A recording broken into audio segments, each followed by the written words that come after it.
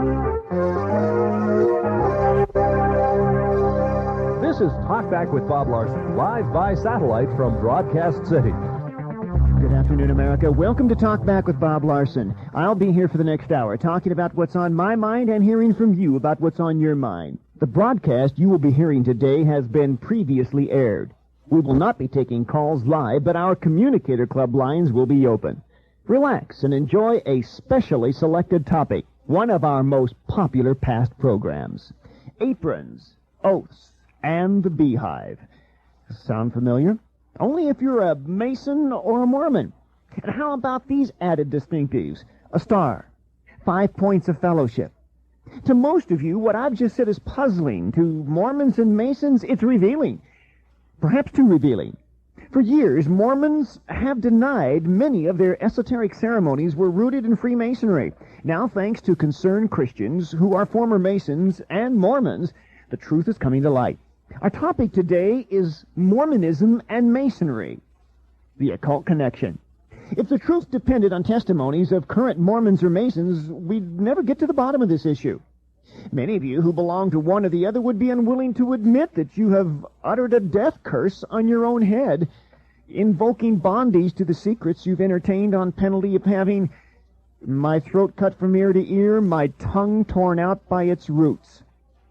In their booklet, Mormonism, Magic, and Masonry, Gerald and Sandra Tanner point out that Joseph Smith's brother Hiram was a member of the Mount Moriah Lodge before the Book of Mormon was written. In 1842, Joseph himself became a member. Ironically, the Book of Mormon is actually anti-Masonic. Just before he died, however, Joseph Smith gave the Masonic symbol of distress, a fact admitted by Mormon writer E. Cecil McGavin. Where did Masonry come from, and how did it make its way into the Mormon Church? What type of oaths are spoken in both, and what satanic symbols are common to Mormonism and Masonry? I have some people today who can tell me all about it. They are my special in-studio guests. They are Dennis and Ronnie Higley. They officially left the Mormon Church in 1983. Previously, they were involved in a real estate company and furniture store, had their own business. Ronnie is Finnish, and for 15 years worked at the Salt Lake City headquarters of the Mormon Church, translating all of their literature into Finnish. Dennis was a high priest and state high counselor. Also joining with me today is a friend of theirs, Tim McDonald. He was initiated into Freemasonry on November 7, 1975, and was raised to the sublime degree of Master Mason in the Masonic Order. He has a brother who's a 32nd degree Mason. At the age of 20, Tim was one of the youngest Masons ever to be raised to the 3rd degree in the state of Utah. He spent 9 years of membership in the craft.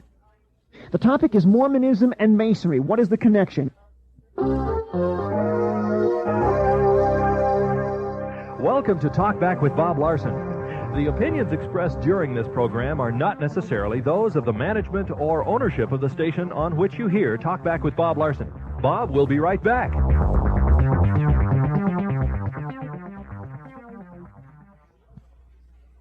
A well-known preacher has said that Christian rock is incompatible with Christianity. Individuals who listen to this music are attuned to the world's system. Christian rock is spiritually destructive.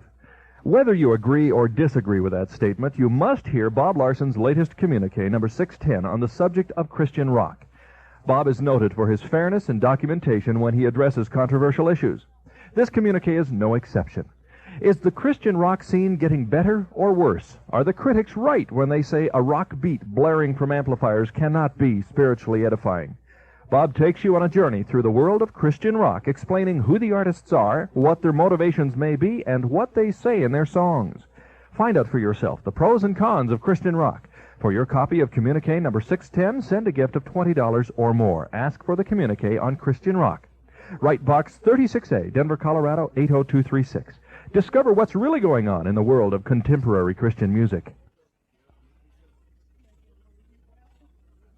My special in-studio guests today are, first of all, Dennis and Ronnie Higley and Tim McDonald. Tim, I want to welcome you to Talk Back with Bob Larson. Thank you.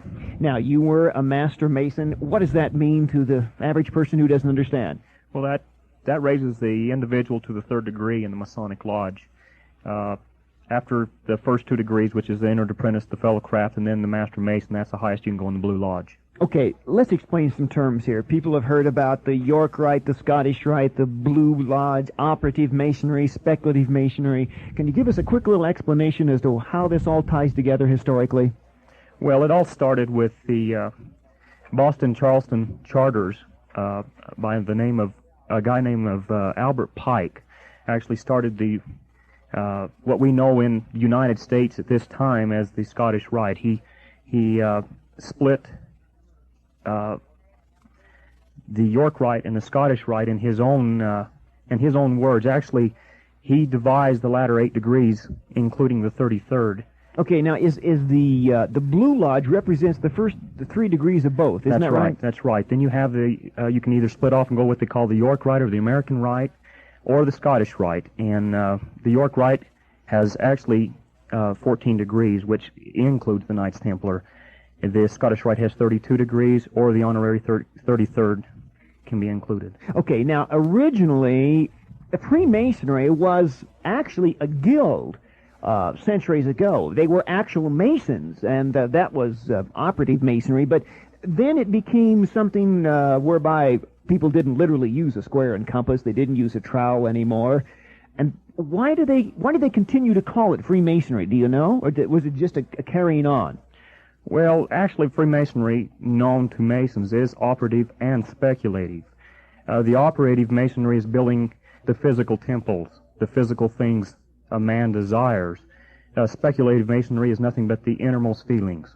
Okay, Dennis Higley, with his ministries, you have an outreach to Mormons in Vernal, Utah, right, Dennis? That's correct. Okay, that's an interesting place to be if you're going to reach out to Mormons. Are there any other Protestants in town? Yes, there's quite a few, but Vernal, on a whole, is 75% Mormon, and so the Christian population there is rather small. Now, you two have only been out of Mormonism just a couple of years. Did Brownie bring you out, or vice versa? Well, she was the one that started studying the Mormon Church because of her job as a translator for the Mormon Church, and through her studies and her showing me some of the things that she had come on to, I came out of the church also. Brownie, why did you cause all this trouble here? This man was a nice high priest, and you brought all this turmoil into his life. Couldn't you have left well enough alone? No, I joined the Mormon Church in Finland, and I joined it because I thought that that was the only way to God, only way to salvation. And when I started finding out that Mormonism wasn't biblical, actually it brought to light its pagan connection. I wanted to study more and find out for sure that where I stood as far as the God of the Bible is concerned, and that's why I had to get out. Were there any clues back then as to its link with Masonry? Well, I didn't know that because I wasn't familiar with the Freemasonry. The first time I heard about that was one of the Finnish Masons became a Mormon, and he went to the Mormon temple and came back from there and was absolutely in shock for several weeks because he found out that the oaths that he had taken as a Mason were the same as he took as a Mormon. Our topic, Mormonism and Masonry. You never know what to expect on Talk Back with Bob Larson. Don't go away.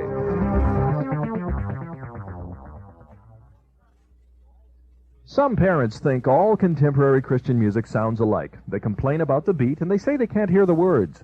To help you better understand today's Christian music scene, Bob Larson has prepared a special communique on the subject of Christian rock music.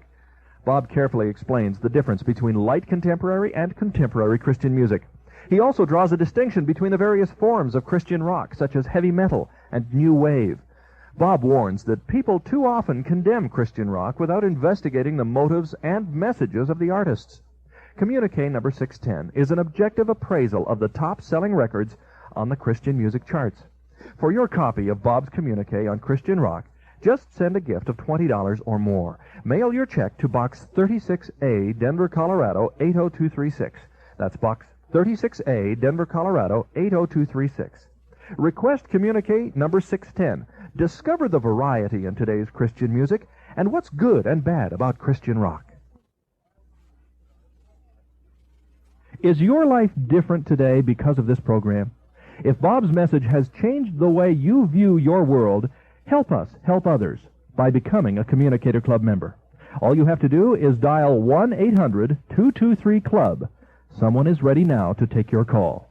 Be listening all week for some special popular programs from the past. You'll not want to miss a single one of them. Friday, my topic is rock videos and MTV. Get every teenager you know who's hooked into rock videos to be listening on that day. And Thursday, my topic is prescription for addiction. We'll discuss addicted doctors.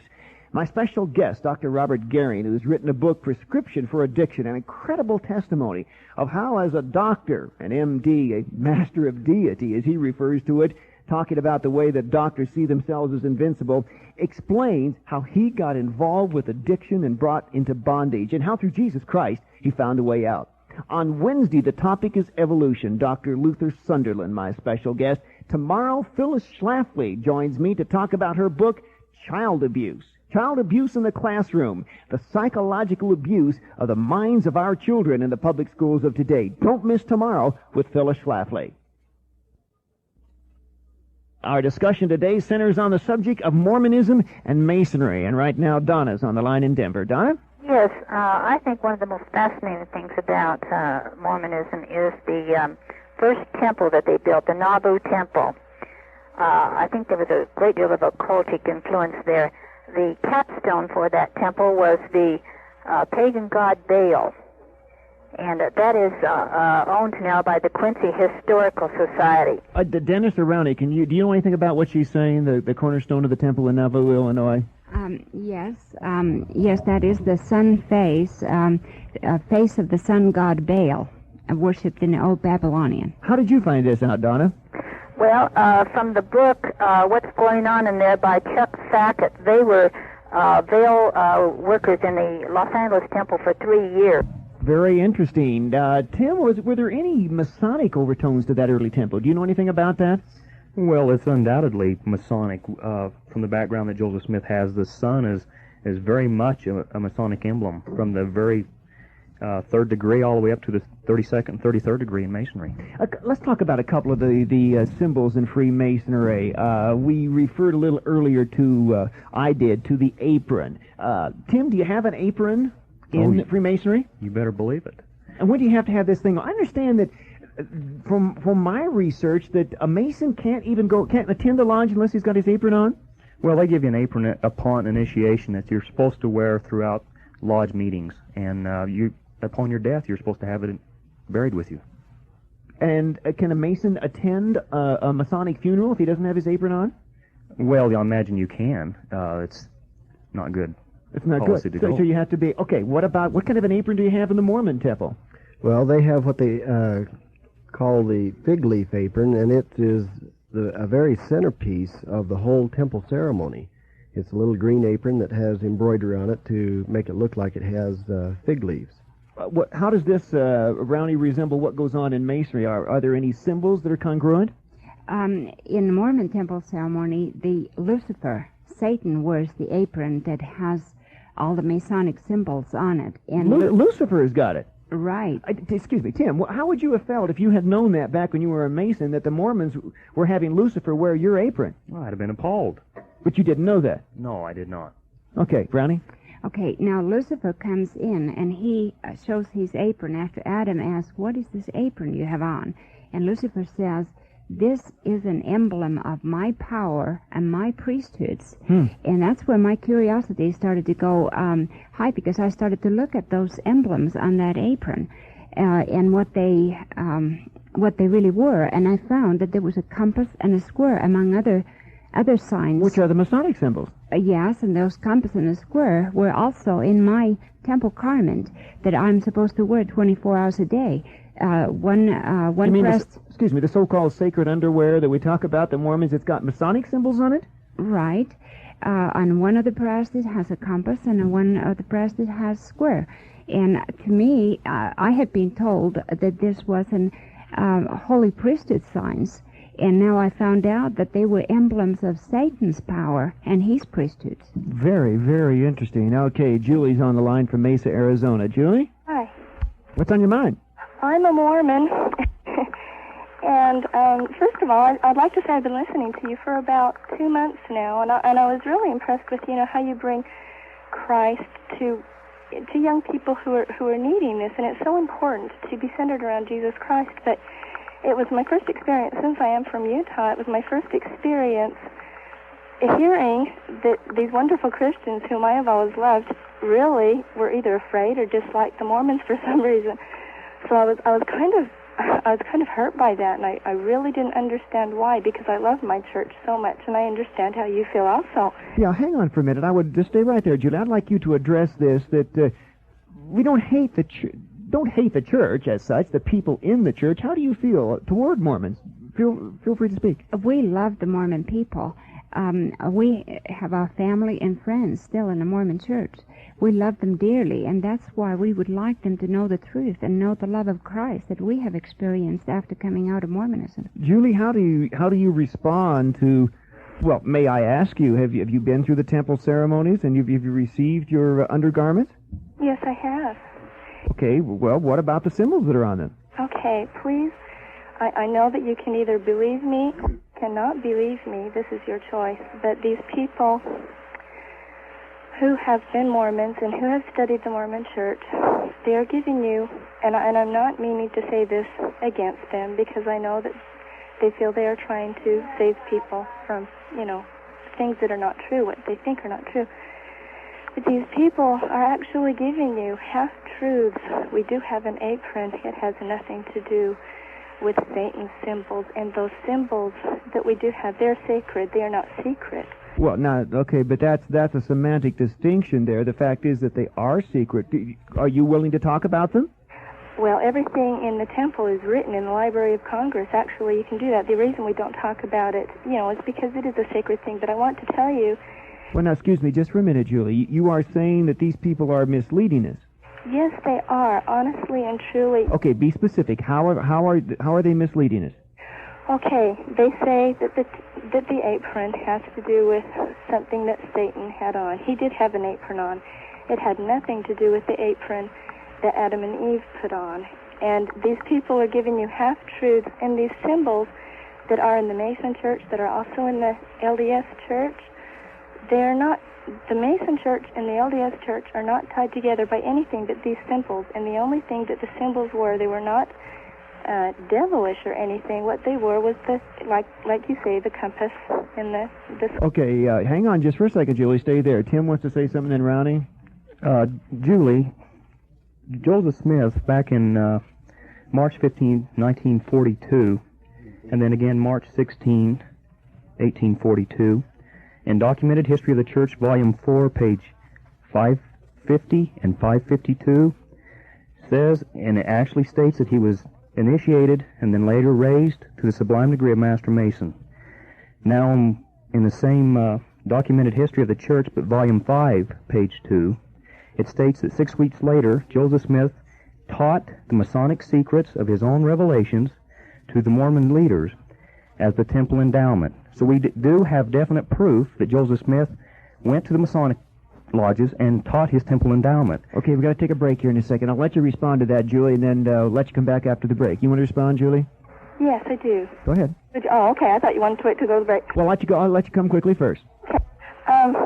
First of all, okay, I just want to say that he was a Mason. Yes, that is true. And the symbols, those two symbols they are the same, meaning the things that were made as originally in Solomon's temple. Okay, those are the only things that we have in common, actually. But you do admit that the same symbology is used in the same secrets in the secret ceremonies of both organizations.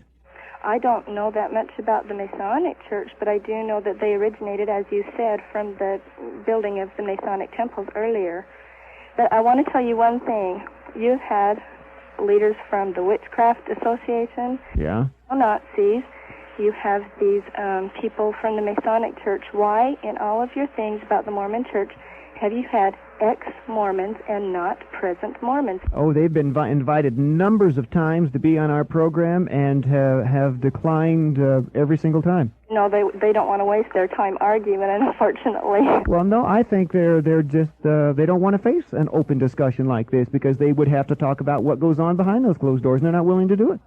I would be willing, and I wouldn't be afraid. Did you know every anti-Mormon who I have talked to who's tried to prove me wrong in the Bible, King James Version, same version you have, I have been able to prove them wrong. Okay, Julie, I think you've thrown the gauntlet down. We're going to give you a chance to do that in just a minute.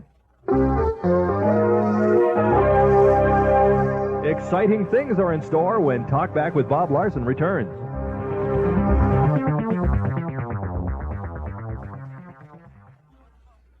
Christian rock. The mere mention of it brings smiles or frowns.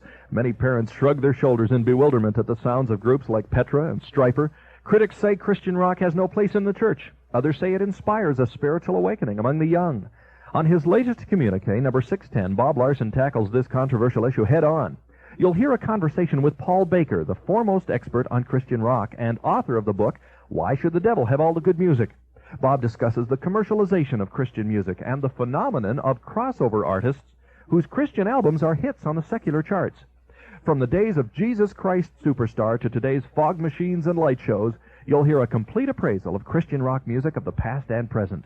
For your copy of communique number 610 on Christian rock, just send a gift of $20 or more. Write Box 36A, Denver, Colorado 80236. Whether you smile or frown when hearing the latest Christian rock songs, you need to hear this objective analysis of Christian music in the 80s.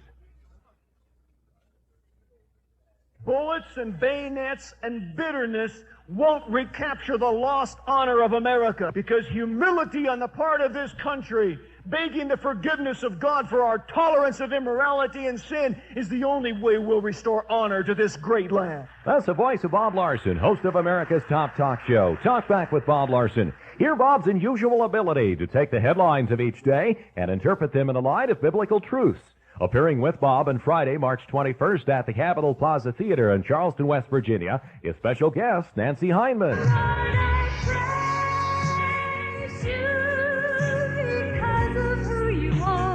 Hear Bob Larson address the current issues of today, Friday, March 21st at the Capitol Plaza Theater in Charleston, West Virginia. Beginning at 7 p.m., expect the unexpected with Bob Larson in person.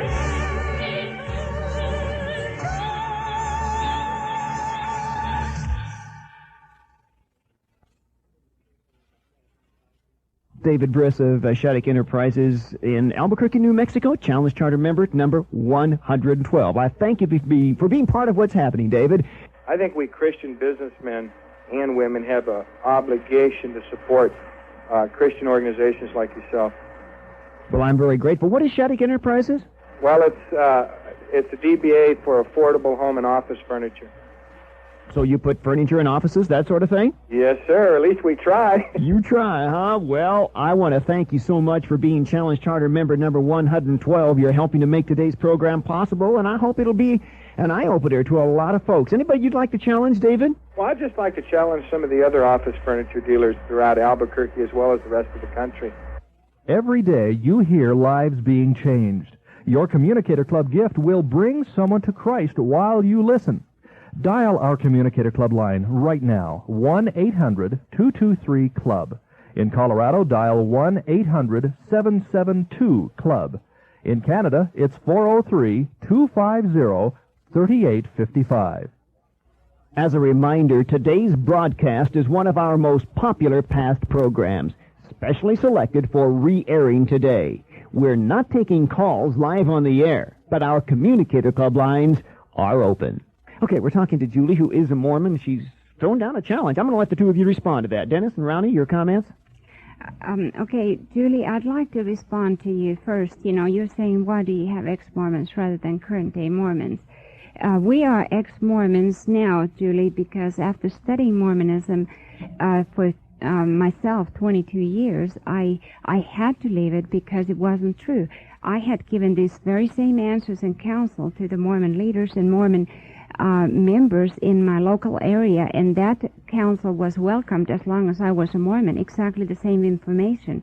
And as to this apron, I'd like to talk to you about it. Yes, there is a slight difference between the Lucifer's apron in a temple ceremony and the apron that we as the temple patrons wear. The Lucifer wears the apron that has these Masonic emblems, but the one that is important for you to recognize and realize is that Lucifer claims that these symbols, these emblems, are the signs of his power and his priesthood, and those same signs you wear as a holy priesthood markings on your garment. Hang on just for a minute. That right, Julie? Yes, but they're not the same symbols that are on Satan's apron. They're the same symbols. Are they? Yes, Satan's apron has compass and a square, among other things. There's many more Masonic symbols on Satan's aprons. Is that right? Julie, is that right? No, it isn't. I'm sorry, but I go to the temple all the time, and I see and he does not have that same apron on with those. I know he says that he has the, symbols of his powers and his priesthoods, but they are not the same, and they have absolutely nothing. Well, somebody's confused. Excuse me. Somebody's either confused or somebody's not telling the truth here. Okay, Julie, let me tell you a little bit of my background. I translated the temple ceremony in Salt Lake Temple. I spent 9 months studying the temple ceremony. I have done personally about 500 endowments. I have studied Lucifer's apron in Salt Lake Temple with my own eyes. I know that they're there, Julie, but the difference what you're thinking about is Lucifer's apron is blue with a black embroidery. Now, the apron that temple patrons are asked to put on is a green fig leaf apron. Now, this is an apron that God rejected in Genesis when Adam and Eve attempted to cover their sin with their own works, which a fig leaf apron represents. God rejected them. But in a Mormon temple, that becomes the center of the whole temple ceremony, as well as the clothing. I don't know, Julie. That sounds pretty incriminating to me. You also must know why, though. I know that you know this, and you have studied it, but you know why this is a part of our ceremony. It's not as symbolic as we're condoning it, because God did come down and say, why are you wearing those aprons? And it was bad, and they were banished from Eden because of that. Now, this is a symbolic thing that we have that Adam and Eve did that they should not have done. Okay, can I jump in just for a minute here, Julie? Because the audience is probably sitting out there right now and saying it's nice for these people to talk about the aprons, but let's talk about hand grips. How about that? Okay, do you have a hand grip? Yes. Are you given a hand grip? Yes. You want to tell us about it? They are symbolic and they are sacred. I do not wish to talk about them. They are not secret. They are not evil. Now that's begging the issue. I've heard that from 100 Mormons, and we'll hear it from 100 more. But that's. Well, don't you have things that are sacred to you that you don't want to just go around telling everybody? Absolutely not. No. I have nothing to hide. Well, okay. Now this lady, I can't remember her name. Rowney. What? Rowney. Rowney. You said that you had studied all of this, and when you said something about the veil. The sun god veil? Veil. Okay, that's something that has nothing to do with any kind of a sun god. The veil is what is between us and our Heavenly Father. No, we're talking about Baal, not veil. I want to ask you about the hand grip. Tim, tell me about the hand grip. What kind of hand grip do you have in Masonry? Well, you have a hand grip just through every degree, and it's more so in the first 3 degrees that are identical to the Mormon temple hand grips. Okay, what does it look like? Can you tell me? Well, the entered apprentice degree, you hold your right hand with your thumb on the top knuckle or the index knuckle, and that's known as the entered apprentice. Have you ever done anything like that, Julie? Completely different, me. Yeah, that one's completely different? Completely different. Yeah, okay. What ones are similar, Dennis? Can you tell us? Well, they're all similar, Julie, because the first token of the Aaronic priesthood, you hold your thumb on top of the first knuckle. The second token of the Aaronic priesthood, you put your thumb between the first and second knuckle. Exactly. Is that right, Julie? Yes. Okay, that is correct. And Tim, what relevance does that have to Masonry? Right down the line of Masonic. Or what you do in Masonic. Exactly. Okay, Julie, I want to thank you for calling. There's a lot more I'm sure that we could talk about in relationship to this, but I do appreciate the fact that you're listening to the show, and I do appreciate the fact that you called today. Okay, thank you. And you're going to keep listening to me? Yes. Going to keep praying for me? Yes.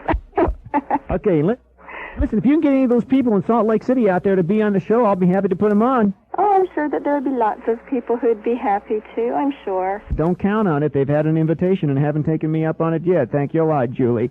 We've got a couple of important rallies coming up. I want all of our friends in Charleston, West Virginia to listen up.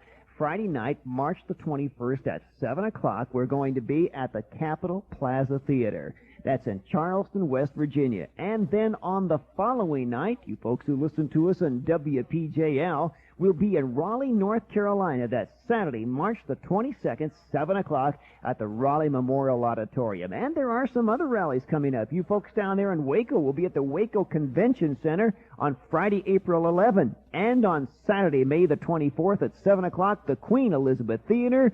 All of our friends in the Vancouver area and Fraser Valley area, we're looking forward to seeing you. But pay close attention to those rallies. They're just right around the corner. That's Friday, March the 21st, the WSCW rally in Charleston, West Virginia, and Saturday, March the 22nd, the WPJL rally in Raleigh, North Carolina. We're looking forward to seeing you at those rallies. You won't want to miss what's coming next. Stay tuned.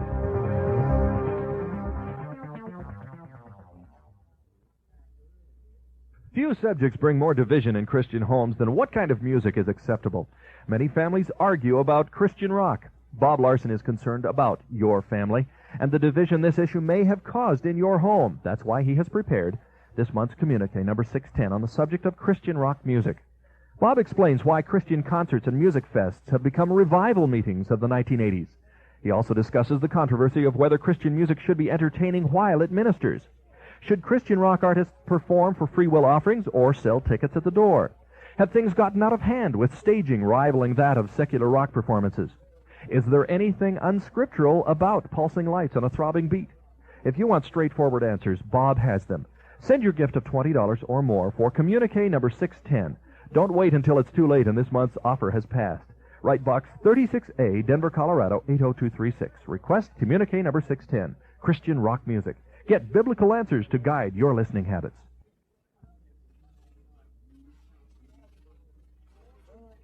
It's sad to know that scores of stations are waiting to air this program the moment that we can install satellite receiving equipment. If you are concerned, Lovelink is your way to show it. Put your check for $17.60 or more in the mail today. The address is Box 36A, Denver, Colorado, 80236. Lovelink continues. My very special guest today, Dennis and Ronnie Higley, who have an organization called His Ministry, an outreach to Mormons, and also Tim. Tim McDonald's my special guest. He was a Mason. He isn't any longer, and we appreciate very much them joining us today. And Denise is in Slater, Iowa. Denise, what's on your mind? This is Jerry in Broken Arrow, Oklahoma. Well, I don't know what happened to Denise, but Jerry, you're in on it. Go for it. Okay. Just listening to your program on Masonry and Mormonism. Is this Bob? Hey, this is Bob. Okay. Just listening to your program on Masonry and Mormonism, and I'm two things. I am a born-again Christian, and I'm also a Mason. Okay. And I listen to your show a lot. I really enjoy it most of the time, but this today is quite appalling to me, what I'm hearing. I'm hearing some things that... Why is it appalling to you? Well, because I really, honestly, and with all due respect, feel like that a lot of the things I'm hearing are coming from people who really don't know what they're talking about. Okay, well, what degree are you? 32nd degree. 32nd degree. When you went through the 9th degree, were you Scottish Rite? Yes. Did someone put oil on you and say, "Be thou a priest forever," after the order of Melchizedek? That has been several years ago, and I don't recall that. You don't recall, or be honest, Jerry, you don't want to recall? No, I would be honest with you, because I've got nothing to hide about it. Okay. You don't recall. Well, I can tell you that is the case, and the Scottish Rite Masonry Illustrated, the Complete Ritual, Volume 2, page 26 and 27, states that you were anointed as a priest forever after the order of Melchizedek in the 19th degree. Okay. So what does that prove? Well, what does the Bible, to whom is the Bible referred to as a priest forever after the order of Melchizedek? Well, now that, I'll have to cop out on that one, because I'm not evading the question, but I don't remember anything about that part of the degree. Okay, well, I'm telling you, I've given you the quotation from it. Now, whom does the Bible say is a priest forever after the order of Melchizedek? Well, that I really don't know. Well, I'll tell you, Jesus Christ. Are you Jesus Christ? No, I am not Jesus Christ. Well, okay, do you think that you should be anointed in the name of Jesus Christ? Well, no, probably not. Well, I think the point I'm making, Jerry, is I doubt very much that you thought about it. Now, did you have a cable tow put around your neck? Well, that is things that I'm going to talk is in the same way that the Mormon lady from California just said. Did you have a cable tow put around your neck, yes or no? Well, that I don't feel I care to answer. Well, then you have answered it. You did. Now, Tim, would you like to explain to people what the cable tow is? Stay right there, Jerry. Well, that cable tow has significance as to the, actually you're part of the darkness that you're destitute in. But is what I would like to ask you, Jerry, is do you recall any of your 30th degree? No, I don't. You don't recall ever passing a human skull around and drinking out of it, huh? Well, I can tell you I never did anything like that, no. In fact, I've never even heard of anyone doing it. Jerry, I've talked to several individuals, and I happen to know that that's to be the truth. Now, Jerry, I don't know that you're a Mason. How do I know that you're a Mason? Well, I can just tell you that I am a Mason. Well, Jerry, you don't know my background, really, and I don't know your background. And in order for us to meet on the level, can I ask you a question? Mm-hmm. Now, this question, most individuals, other than Masons, would not know what it pertains to. And I would be able to tell through your answer if you're a Mason or not, and if you're really being honest to us, because some of the things we brought up to you, you've denied. Well, I didn't deny. I said I didn't remember, and it's been some... Okay, well, that's fair enough. Then what do you want to ask him, Tim? Jerry, have you ridden a goat? Yes. Okay. Now, Jerry, I asked you if you've ridden a goat, and you answered yes. And for the sake of the listeners today, just so that we're not stuck on my sea of relativity, your speculative answer against my speculative answer, I would like to have someone read this meaning of riding the goat. The meaning of... Okay, what are you reading from here, Tim? Okay, we're reading from the Encyclopedia, the first volume, Encyclopedia of Freemasonry, page 301. Okay, Dennis, you want to read from it? We're reading the definition of riding the goat from the Encyclopedia of Freemasonry. They're trying to make sure they got it located here. Well, let's see. Well, while they're trying to find that, maybe you'd like me to tell people what the cable tow is, okay? Well, that's fine. Are you a Mason? No, I'm not a Mason, but I have researched a number of Mason books to discover what it is, and if you won't tell them, I will. Well, feel free to. Well, it's just this thing they put around your neck. It's about 6 foot long, and that is to measure the distance from the shore that your body is to be buried and mutilated should you ever betray the secrets of Masonry. And no wonder you don't want to tell me whether or not you wore it. Now, you know that to be true. Now, what I have, and I believe you're very sincere, Jerry, but I have to ask you as a Christian, and I believe that you are, and that I'm sure you love the Lord, if a Christian should permit themselves to be led around with a rope to measure the distance by which their bodies would be mutilated should they ever betray what goes on behind the doors of Freemasonry. I mean, I just cannot see a Christian conceding to something like that. Nor can I see you having a sharp instrument placed against your naked left breast to represent an instrument of torture to your flesh. Quote, so should the recollection there be to your conscience should you ever reveal any of the secrets of Freemasonry unlawfully. Now, did you ever have a sharp instrument pressed against your naked left breast? Well, let me say this. First of all, really, what you're getting at, and I'm not trying to avoid anything. This is the first time I've ever called a talk show. Well, I'm glad that you have, Jerry. It may very well be the last. Okay, that's fair enough. But, well, I'm just being honest. That's okay. Basically, the only comment that I really wanted to make was, again, first of all, I am a Christian. Now, if I believed in any shape, form, or fashion, and I do know what I'm talking about, I have been through Masonry, which I quite honestly feel that I probably know more about it than you do. I should. Well, you certainly should. Mason, if I had any reason to believe that the allusions that have been made, or the allegations that Freemasonry is satanic or has to do with satanic symbolism or ritualism thereof, then I would rip up every membership card that I have, and I would go on a very adamant campaign against Masonry. Well, I am very, very pleased to hear that, Jerry. I'm really excited to hear that. Okay, now hang on for a second, Jerry. Tim's going to read you what riding the goat means. God bless you, Jerry. I'm glad to hear that you would tear up your membership if it did have something to do with Satan, because that's exactly what I want to read to you. Now, let me say it again. It's in Volume 1, page 301, the Encyclopedia of Freemasonry. It's under the heading Riding the Goat. The vulgar idea that riding the goat constitutes a part of the ceremonies of initiation in a Masonic lodge has its real origin in the superstition of antiquity. The old Greeks and Romans portrayed their mystical god Pan in horns and hoof and shaggy hide, and called him goat-footed. When the demonology of the classics was adopted and modified by the early Christians, Pan gave way to Satan, who naturally inherited his attributes, so that the common mind, the devil, was represented by the he-goat, and his best-known marks were the horns, the beard, and the cloven hooves. Then came the witch stories of the Middle Ages, as the belief in the witch orgies, which, it was said, the devil appeared riding on a goat. These orgies of the witches were amid fearful, blasphemous ceremonies that practiced initiation into their satanic rites. Okay, I'm sure there's more here. I got to take a break. Jerry, I'm going to let you respond to what he read. That is very devastating. Okay. So you've ridden the goat, and this is your book telling you what it means. Okay. First of all, what you just read to me, I have never in my life read. I believe that. And when I was asked the question, had I ridden the goat, to me, and that I can talk about, in the lodges that I have been in, and I have been in many, in several states, I have only heard that used as an expression for the initiation, which is not a public rite, as your Masonic friend there will tell you, that is not something that's open to the general public, and it has been nothing more than, have you ridden the goat, so to speak, could have the same...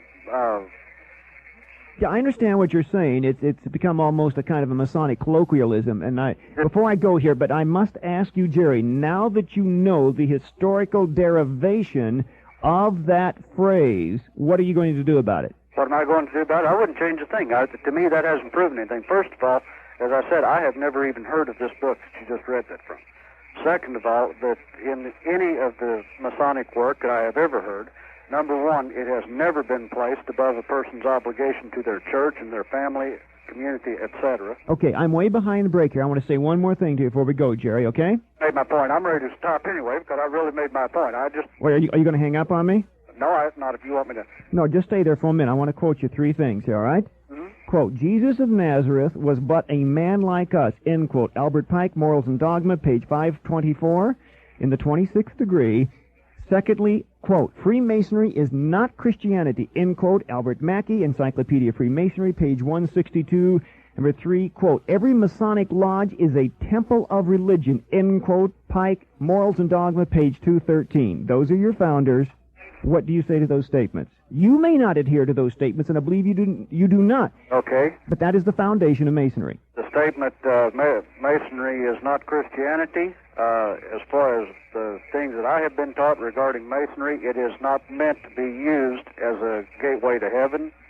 It does not make one a Christian. But it is a temple of religion. They said so, and Jesus Christ was just a man. Norman Girl was referring to the Masonic Church. The Masonic Lodge is not a church. It is merely a fraternity. It says here, Temple of Religion, Albert Pike, founder. Okay, I would only respond to that in this way, and it's a cop-out. I'm Baptist. Billy Graham says many things that I very much agree with. Billy Graham says things that I don't agree with. Okay, Tim, a final comment. We're way behind our break here. Real quickly. Well, you've got to remember who the authority is, and that's Albert Pike. And he says it's a religion, so it's very much a religion. Jerry, I thank you so much for calling. I want you to know I do appreciate it. And I hope you'll keep listening to me. I hope you call again sometime. Maybe we'll find something else to hit your hot button. Adverse today. Pardon? I just wanted to take a dissenting opinion today. Well, that's what the program's all about, and I'm sure glad you did. I have a letter from Hinra, who listens to us on WTOF. Dear Bob, I admire you tremendously. It must be a terrible strain to snap back with the answers when unbelievers call in to jeer and challenge you live over the airwaves. And know that you're representing Jesus Christ and must answer all those challenges intelligently, informatively, correctly, with conviction. Well, I don't do it that way all the time. I wish my mind worked as quickly as yours. I always think of what I should have said later after it's all over. Believe me, I feel that way sometimes. Where do you get all the information? I just study a lot. The last thing I would want to do is engage in a public debate. My mind goes blank and my emotions take over. Happens to me sometimes, Henry, too. I've always envied people like you can keep their cool and their brain sends out immediate answers. Keep up the good work. Henry, thank you so much for those kind words, and thank you for enclosing a gift to support this ministry. If you listened last week, some exciting conversions. Roger the Rock and Roller and Michael the Black Music Fan. That's what's happening when you support this ministry. Lives are being changed, and we do want to bring biblical answers. More about about today's topic after this message.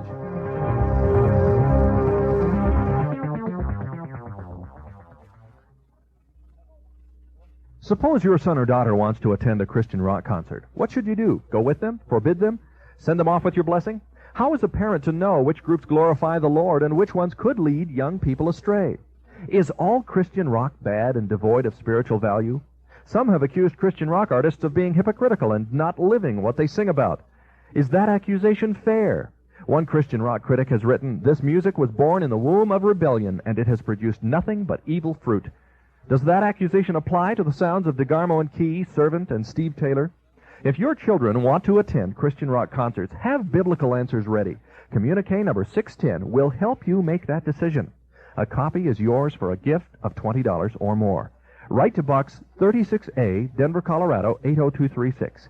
Remember to request Communique number 610, Box 36A, Denver, Colorado, 80236. Find out whether you should heed the warnings of Christian rock critics. As the New Age movement invaded the church with seductive philosophies of visualization, positive mental attitudes, and the prosperity gospel, author Dave Hunt thinks so. His controversial book, The Seduction of Christianity, is a top-selling Christian book in America. Hunt believes that mind power has been confused for faith. He warns that memory healing, self-help therapy, and positive confession sometimes combine occult practices with Christian concepts. Dave Hunt's views are candidly expressed on a special one-hour cassette entitled Positive Confession. Bob Larson incisively interviews Dave Hunt to get the facts about this controversy. Whether or not you agree with Name It and Claim It theology, you need to hear this cassette. It's available for your gift of $10 or more. Request offer number 602, the cassette on Positive Confession. Send your check to Box 36A, Denver, Colorado, 80236. Find out if Positive Confession can have a negative effect in your life. What are the motives and messages of today's Christian rock musicians? Should they be condemned or congratulated? The answers are on Communique number 610, Christian Rock Music. A copy is yours for a gift of $20 or more. Write Box 36A, Denver, Colorado, 80236. Canadians, write Box 3050, Station B, Calgary. I want to ask the two of you, Dennis, Brownie, what type of symbols are done in Mormonism in regards to the oaths which people utter? What are they potentially calling down upon their head? Dennis? Well, like at the 5 points of fellowship at the veil, they go through the oaths that they've already taken during the whole temple ceremony, and then at the end of the veil, they say, health in the navel, marrow in the bones, strength in the loins and in the sinews, power in the priesthood be upon me and my posterity through all generations of time and throughout all eternity. So they're actually calling down the power that they have received through this ceremony. And what's this thing when they move the hand across the throat business, Brownie? That is that represents the way your life may be taken if you reveal the handshake that you had just received. And that when you put your thumb in your throat and draw that across your throat, that is the penalty for the first, revealing the first token of the Aaronic priesthood. Tim, is there anything like that in Masonry? Well, that's the penalty oath for the entered apprentice, that of having your throat across, your tongue torn out by its roots. Okay, is this the same? You say almost the same thing in both? Yes. Very similar. Very similar wording. How do you view that? We've got many Masons listening to us right now, and they're thinking to themselves, yeah, I said that. Now, my knowledge of occultism tells me that I would call that, in the world of the occult, a death curse, for which you're really calling down presumptuously your death upon your own head. Right. Well, how do the Masons look at that, Tim? How do they respond to that? I'm sure they say, oh, well, we wouldn't really kill anybody. Well, I'm not so sure they wouldn't. I'm not saying that they would or wouldn't, but regardless, you are making an oath, and the Bible is very plain on this.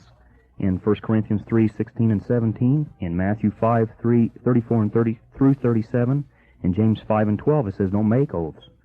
And that's doing just the complete opposite of the Bible. Let your communication be yes and no. 2 Corinthians 6 also says, be ye not unequally yoked together with unbelievers. For what fellowship has righteousness with unrighteousness, and what communion does light have with darkness, and what accord does Christ have with Satan? My thanks to Cindy, who listens to us in Columbus, Ohio, who joined our Communicator Club about a week ago. She said your program is a real encouragement. And Bert, who listens on KLWJ up there in Boardman, Oregon, said, Bob, I appreciate the way you're not afraid to tackle important social issues of today. And Dan listens to us on WCVO. Dan, I can hardly pronounce the name of that Patascot, whatever it is. It's in Ohio.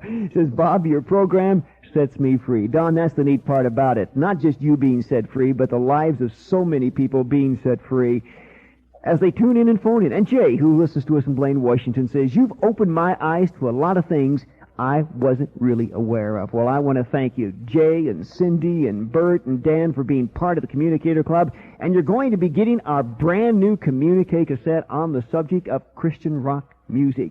You'll want to pass that on to some young people. I want to thank all of you who are going to call that Communicator Club line today. You never know what to expect on Talk Back with Bob Larson. Don't go away.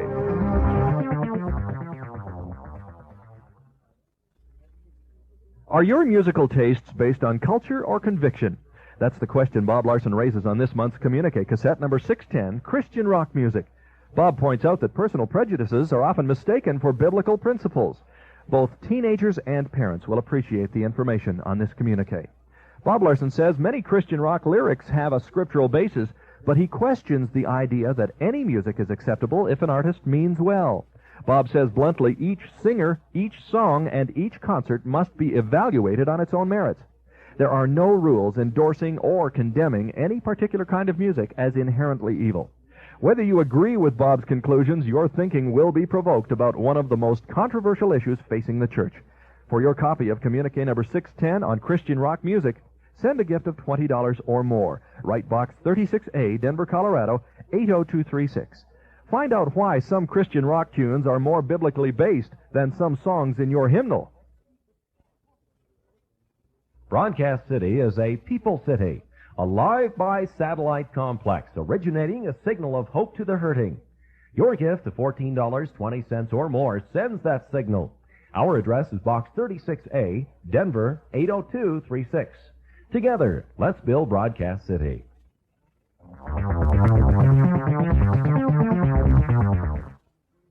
Listening to us back in the Columbus area. Hello, Bonnie. Hi, Bob. That's Ohio. Go ahead, Bonnie. Hi.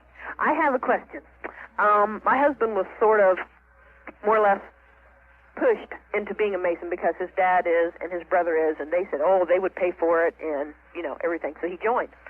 Well, about last year, we were counseling with a fellow, and he let him in on a few of these secrets. He is a pastor in Columbus, and told him how from the very beginning the Masons are deceived, but they don't find all this out, until later on. Many never find it out. Okay, real quickly, because we're almost out of time. How does he get out? How does he get out? Tim, I'll let you respond to that. Just simply send in a letter of demit or quit paying your fees. They have no way of keeping him in. No way of keeping him in. Real quickly, Dennis and Ronnie, I want to ask you about some of the symbols. We talked about the penalties, the hand grips. Is there an all-seeing eye in Mormonism somewhere as there is in Freemasonry? Yes, it's outside and inside of the Mormon temples, especially in Salt Lake Temple. Salt Lake Temple has it outside and inside.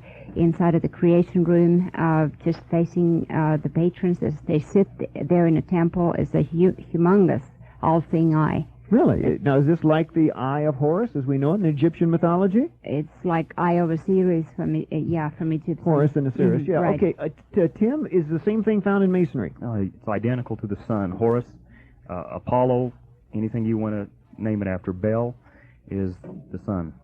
Very interesting. Are there any other symbols that come to your mind right now? Anything that you see that you'd like to mention before we go in this hour that's complementary between the two, Tim? About the beehive. The beehive is very much a Masonic emblem. What does it mean? Well, it's actually starting with the generating process.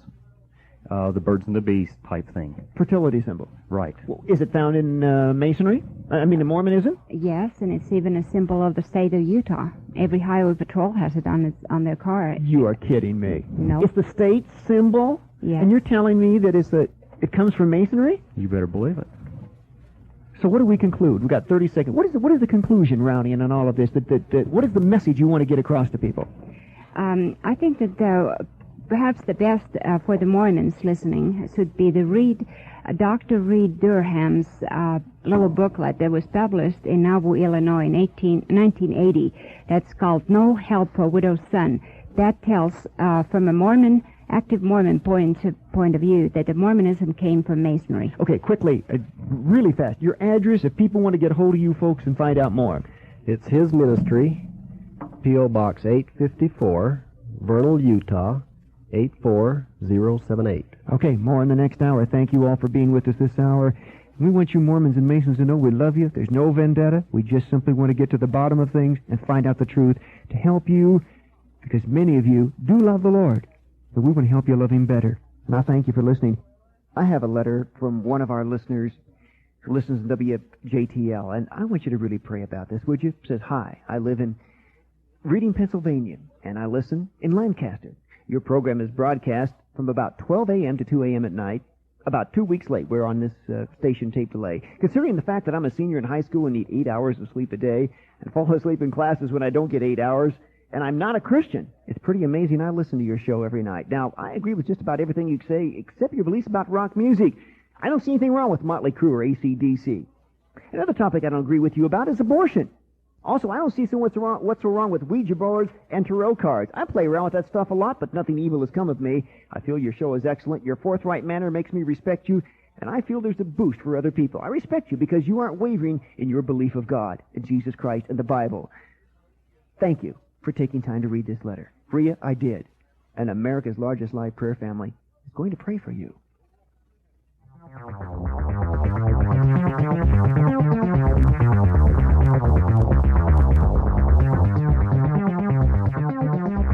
Talkback with Bob Larson is made possible by Communicator Club members and others who support this ministry.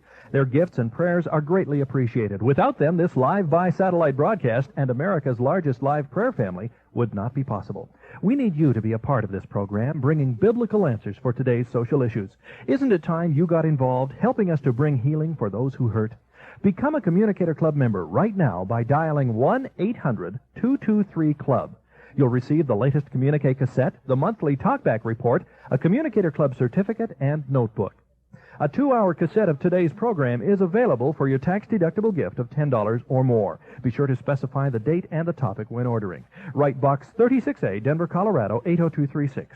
Talkback with Bob Larson is heard weekday afternoons on the International Broadcasting Network.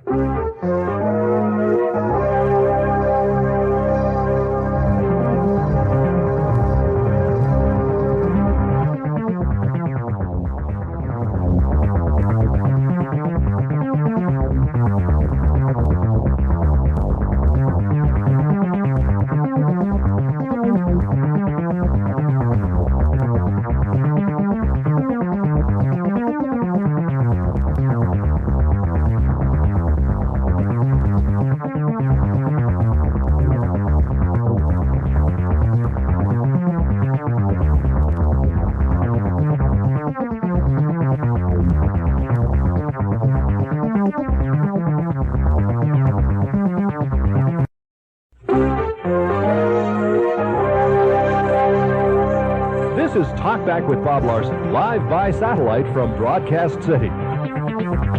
Good afternoon, America. Welcome to the second hour of Talkback with Bob Larson. I'll be here for the next hour talking about what's on my mind and hearing from you about what's on your mind. Our topic today is Mormonism and Masonry, the occult connection, and you have, if you heard the first hour, been listening to some fascinating information. Tim McDonald is with me in the studio today. Tim was a Master Mason. His brother is a 32nd degree Mason. Dennis and Rowney Higley are with me. They have an organization called His Ministries, an outreach to Mormons from Vernal, Utah. They were formerly in the real estate business and now are involved in a full-time ministry, not just reaching out to Mormons, but to all people who need the Lord. But they have shared with me some really incredible information, and we invite you to be part of this discussion. Once again, I would like us to touch just briefly historically in what we're talking about. We're talking about Masonry, Tim. Eastern Star, Job's Daughters. What are these organizations? What do they represent? Well, they're just kickoffs of Masonic Lodge, some way that that the family could be involved with the Masonic Lodge and not actually be part of the Blue Lodge. Now, you brought up a point a little earlier that a lot of people are not aware of. You just don't go out and become a Mason because you say, hi, I want to become a Mason. There's money involved here. There's a price. What do you pay? Well, you have dues, and they vary from lodge to lodge, from state to state. What did you pay? I paid $25 a year, which is not a great deal. In order to get into the lodge, you just ask a fellow Mason and sign a petition. They send 2 guys around to talk to you, and then they vote on it from there. Okay, the compass and the square. We've alluded to this several times. The compass and the square. It's found, you indicate, Dennis and Rowney, in Mormonism. Where is it found in Mormonism?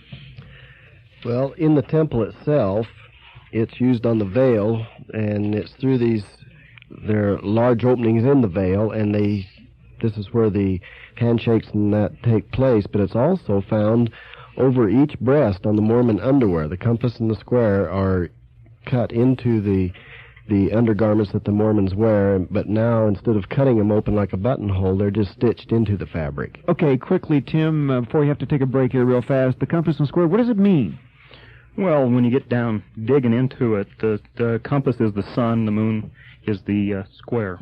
Well, how do you dig into this? I mean, who finds that out? The average Mason doesn't know that. Just go to, well, actually it starts out in your 3rd degree telling you about it, and then you can dig into the Masonic literature and it'll tell you the same thing. Okay, you are in for a fascinating hour, so don't you go away.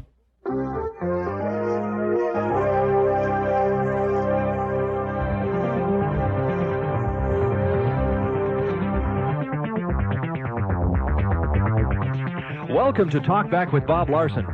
The opinions expressed during this program are not necessarily those of the management or ownership of the station on which you hear Talk Back with Bob Larson. Bob will be right back.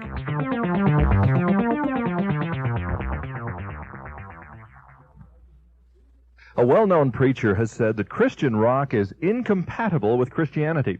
Individuals who listen to this music are attuned to the world's system. Christian rock is spiritually destructive. Whether you agree or disagree with that statement, you must hear Bob Larson's latest communique, number 610, on the subject of Christian rock. Bob is noted for his fairness and documentation when he addresses controversial issues. This communique is no exception. Is the Christian rock scene getting better or worse? Are the critics right when they say a rock beat blaring from amplifiers cannot be spiritually edifying? Bob takes you on a journey through the world of Christian rock, explaining who the artists are, what their motivations may be, and what they say in their songs. Find out for yourself the pros and cons of Christian rock. For your copy of communique number 610, send a gift of $20 or more. Ask for the communique on Christian rock. Write Box 36A, Denver, Colorado 80236. Discover what's really going on in the world of contemporary Christian music. The broadcast you will be hearing today has been previously aired. We will not be taking calls live, but our Communicator Club lines will be open. Relax and enjoy a specially selected topic, one of our most popular past programs. Quote, I'm convinced that in the study of Masonry lies a pivotal key to further understanding Joseph Smith and the Mormon Church. The many parallels found today between Mormonism and the Masonry of that day are substantial. It is also obvious that the Nauvoo temple architecture was, in part, at least Masonically influenced. Indeed, it appears that there was an intentional attempt to utilize Masonic symbols and motifs. End quote. Those are not the words of a critic of Mormonism. The writer is Dr. Reed Durham, who has served as president of the Mormon Historical Association. In their book, Mormonism, Shadow of Reality, Gerald and Sandra Tanner point out the following. Number 1, both Mormonism and Masonry have secret ceremonies performed in secret temples. 2, the Masonic emblems are displayed on the walls of the Mormon temple. 3, the Mormon temple ritual is similar in many respects to that used by Masons. 4, Joseph Smith and most of the prominent members of the Mormon Church were also members of the Masonic Lodge. 5, temple ceremonies were actually performed in the Masonic Hall. Our topic today is Mormonism and Masonry. What link is there between the two, and what roots do these similarities have in occult practices? My guests are Tim McDonald, who was a Master Mason and one of the youngest Masons ever to be raised to the 3rd degree in the state of Utah. His brother is a 32nd degree Mason. He spent 9 years membership in the craft. And Dennis and Ronnie Higley, who have an organization called His Ministries. In Vernal, Utah, they are formerly business people in real estate and in furniture sales. And Rowney herself, who is Finnish, worked at the Salt Lake City headquarters for 15 years translating literature into the Finnish language.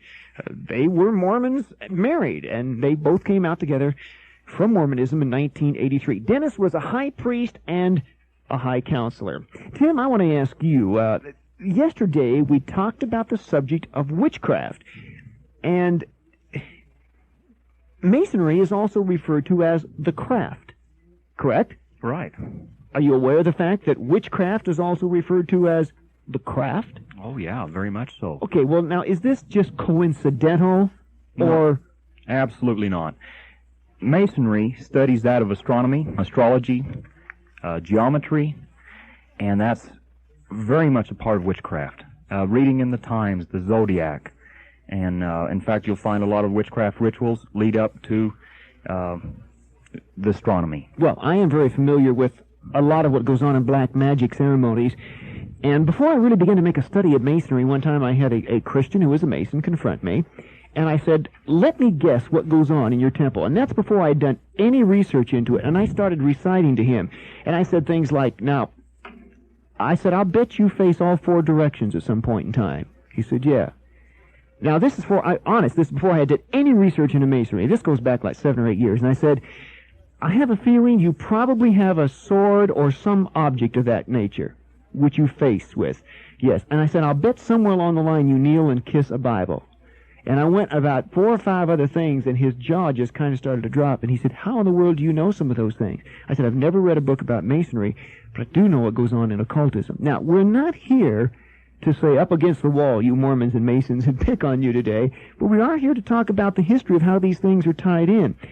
Why do you think that Masonry would not be terribly embarrassed by these occult connections? We're not saying that somebody who is a Mason is a Satan worshiper or anything of the sort, or is an occultist, but these occult connections are very clear. Why are they not more concerned about it? I don't believe they realize what they're into. I don't believe they realize what the degree work really is. They really don't understand the wording that comes into a lot of the degree work, not only the Blue Lodge, but later on in the all the way up to the 33rd degree. Well, a little earlier in the first hour, I mentioned the Mason who called us that at the 19th degree, and he said he was a 32nd degree Mason, that he had been anointed with oil and declared to be a priest forever after the order of Melchizedek. I doubt that gentleman ever stopped to realize that that really was blasphemy, because right. that's the appellation given to Christ. Well, Bob, you've got to understand the latter degrees in the Scottish and York Rite. They run the guys through them so fast that a lot of times they don't even understand what the sacred or passwords are. And in fact, my brother had to have, he only recalls one password, and he had to have it repeated to him 3 times. Now, I cannot for the life of me understand how a person can drink out of a human skull and not remember it. Now, when does that happen? Well, that's in the 30th degree. Okay, how fast do they run you through Mormonism?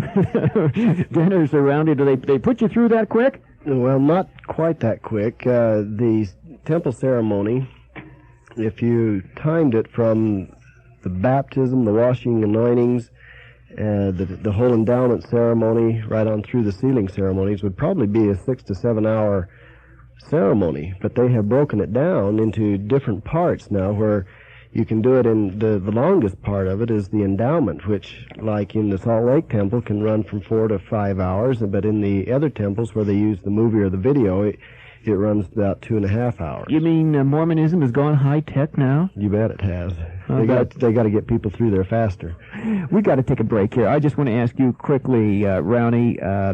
We've talked about these various kinds of symbols. What types of symbols first came to your attention that caused you to say, "Wait a minute, there's something fishy going on here"? Those were the symbols in a devil's apron, compass and a square that I was wearing on my garment next to my skin. And when this devil says, "These are the emblems of my power and my priesthoods," it really got the hair standing on my neck. How long after that was it that you left the Mormon Church? Well, I really am kind of almost embarrassed to say that it still took me another 10 years. Another 10 years. Well, folks, if you're being awakened out there, I hope it doesn't take 10 years. Exciting things are in store when Talk Back with Bob Larson returns.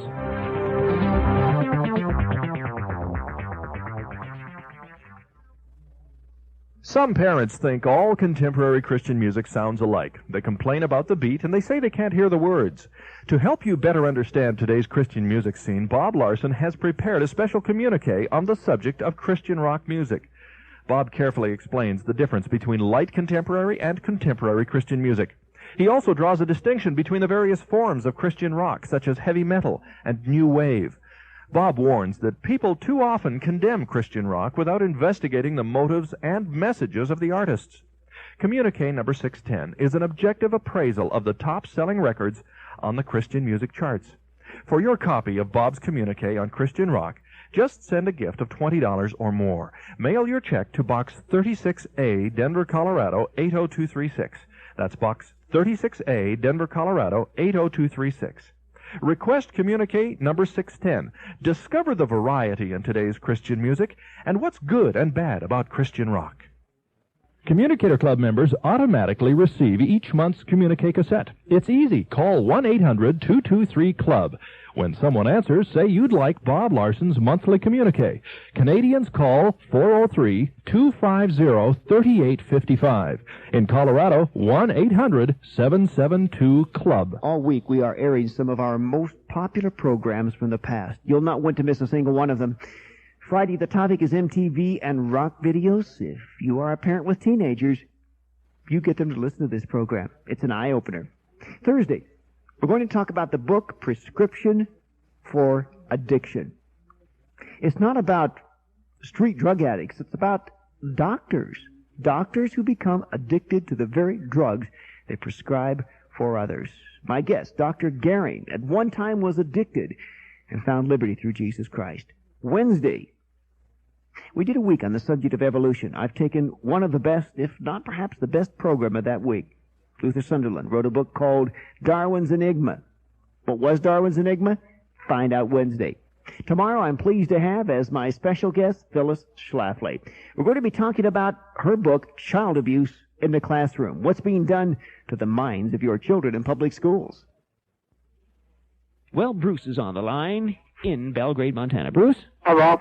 Go right ahead, Bruce. I have one question. It's about Mormonism, and that is why do they call themselves the Church of Jesus Christ? Why don't they call themselves the Church of Joseph Smith?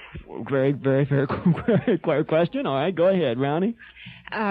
Well, it's mainly, I served the Mormon mission too. I was a missionary for the Mormon Church, and the main reason that we as the Mormons use Christian terminology is that because we try to convert those who already are in Christian churches into Mormonism. And it wouldn't go over very well if it was Joseph Smith's church. Okay, I think that's a fair enough answer. Thanks a lot. Margie's on the line in Springfield, Oregon. Margie? Hi. Hi. I joined the Eastern Stars in April of last year, and I'm a born-again Christian and been baptized with the Holy Spirit. And I didn't feel real comfortable when I joined, but I joined because the other people that I was in the lodge that I was a member of were relatives and that type of thing. Okay. Now, it just gets into the same thing. I know they have the star, and it's upside down. And I have, from remembering what little bit of I have seen on satanic worship, that the star is a big symbol part of it. Very much so. Hey, Tim, you jump in on this conversation here about the upside-down star. Well, first of all, I want to say I know where you're coming from. My mother went into the Eastern Star and only attended 2 meetings. She felt very uncomfortable with the meetings. The elongated star is known as the goat's head or the warlock's lock, and it is very much a part of the Masonic emblem. But it is also a symbol of devil worship. It's also a symbol of power and witchcraft. You know, Bob, that's one thing I found very important in trying to discover what Masonry really is. They boast, in most of their authoritative works, to be actually part of satanic worship. And in satanic rituals, the Satanic Bible boasts to be that of Freemasonry. Very interesting. Mackey and Pike really make no bones about that when you read their writings. No, that bothers them not any in the least. Well, what do you think now, Margie? Well, the other comment I was going to make is that each of the symbols that are on these 5 of the star are women out of the Bible, except for they changed the names and the stories around a little bit. But I didn't really see anything, at least the lodge that I was in, all of the women I know to be Christians that are in it. How do they change them around? Well, in the book, it's a lot different than what's in the Bible. I mean, the stories are not even close to being the same. Yeah, but what is borrowed? Why do you say it's from the Bible? I'm so new into it. Well, there's one of them. The last point of the star is Alexa, I think is her name. Yeah. And she's supposed to be a martyr, and her name is never mentioned in the Bible. They give a verse, but all it talks about is the elected women that died of martyrism, but they have this long story that they've made up about her. Okay, but in terms of what you have now heard during the broadcast today, where are you going to go from here? Well, I think I'm just not going to go anymore, because I have never really felt comfortable with it in the first place. And, even if, and I'm just saying... But are you going to continue to remain a member of Eastern Star? No. You're not? I would rather stay out of something that I don't know enough about than get into something that's going to end up messing me up later on. Well, I think that's a great position to take, Margie, and I want to encourage you to do that, and may God bless you for it. Tim, you want to add any comments to that? Maybe to some Masons who have been listening to this program today, and yet they're not quite willing to take the stand that Margie has taken. Well, all I can say is don't be as bullheaded as I was. Be eager to find out. Don't take someone else's opinion. Jump in and find out yourself what the Masonic Lodge really believes in. Okay, something I wanted to get into in the first hour and did not, and that is something we must touch on before we leave this program today. Let's just do it right now.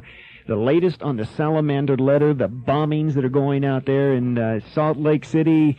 There are charges and counter-charges, accusations and counter-accusations.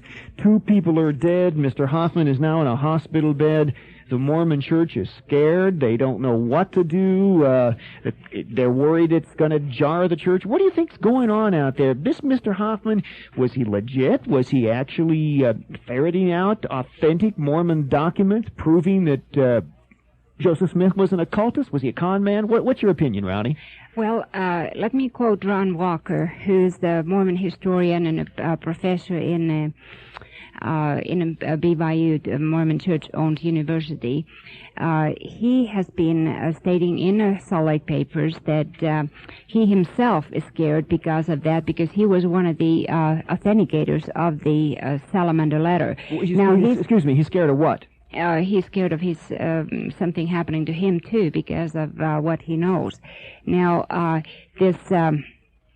Salamander letter definitely is authentic. Ron Walker, when the FBI took the letter to be re-authenticated again, Ron Walker made a statement that this letter definitely is authentic, and they can check all they want. It is definitely writing of Martin Harris, one of the first converts to the Mormon Church. Okay, the Bible says in John 18:20, Jesus said, "I spake openly unto the world. I ever taught in the synagogue and in the temple, whether the Jews always report, and in secret have I said nothing." Now, this seems to fly absolutely in the face of both Masonry and Mormonism. And now, we heard the gal a little earlier who was a Mormon who said, well, it's the typical Mormon line. It's not secret, it's sacred. What excuse do the Masons have, Tim? What do they say? Well, they say the same thing, but it's all through the rituals. You promise not to reveal any of the secret parts or points of the hidden mysteries of Freemasonry. It starts from the EA and it goes all the way through the Master Mason degree in the Blue Lodge. You'll forever conceal and never reveal any of the secret parts or points of the hidden mysteries in the Philocraft.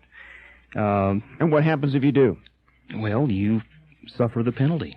It also has in the Philocraft, speculating Masonry maintains secrecy. Hiram Abiff in the Master Mason degree died because he wouldn't disclose the secrets of Master Mason. Now, some of the penalties that I've researched out, I mean, these things are incredible. I almost hesitate to read them. Statements like, my bowel taken, my body burned to ashes, And when they drink from this human skull, so may all these sins committed by the person whose skull this was be heaped upon my head.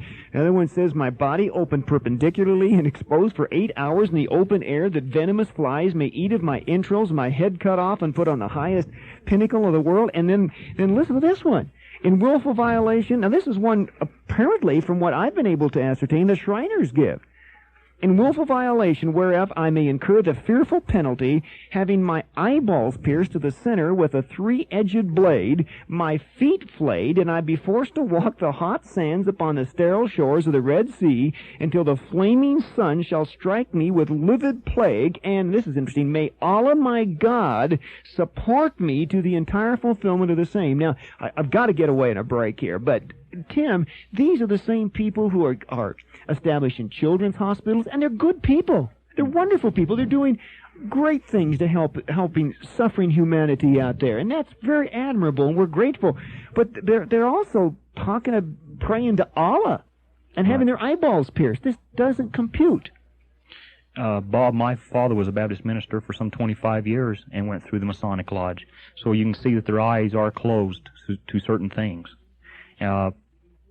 People really don't realize the rituals that Masonic Lodge has. Okay, and some of you don't realize the rituals that Masonry has, and we're going to get into that just a little bit more in a moment. Don't go away. Our topic, Masonry and Mormonism, the occult connection. You won't want to miss what's coming next. Stay tuned.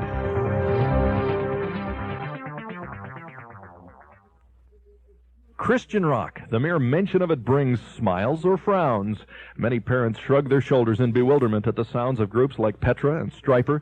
Critics say Christian rock has no place in the church. Others say it inspires a spiritual awakening among the young. On his latest communique, number 610, Bob Larson tackles this controversial issue head-on. You'll hear a conversation with Paul Baker, the foremost expert on Christian rock and author of the book, Why Should the Devil Have All the Good Music? Bob discusses the commercialization of Christian music and the phenomenon of crossover artists whose Christian albums are hits on the secular charts. From the days of Jesus Christ Superstar to today's fog machines and light shows, you'll hear a complete appraisal of Christian rock music of the past and present. For your copy of communique number 610 on Christian rock, just send a gift of $20 or more. Write Box 36A, Denver, Colorado 80236. Whether you smile or frown when hearing the latest Christian rock songs, you need to hear this objective analysis of Christian music in the 80s. Bullets and bayonets and bitterness won't recapture the lost honor of America, because humility on the part of this country, begging the forgiveness of God for our tolerance of immorality and sin, is the only way we'll restore honor to this great land. That's the voice of Bob Larson, host of America's Top Talk Show, Talk Back with Bob Larson. Hear Bob's unusual ability to take the headlines of each day and interpret them in the light of biblical truth. Appearing with Bob on Friday, March 21st at the Capitol Plaza Theater in Charleston, West Virginia, is special guest Nancy Heineman.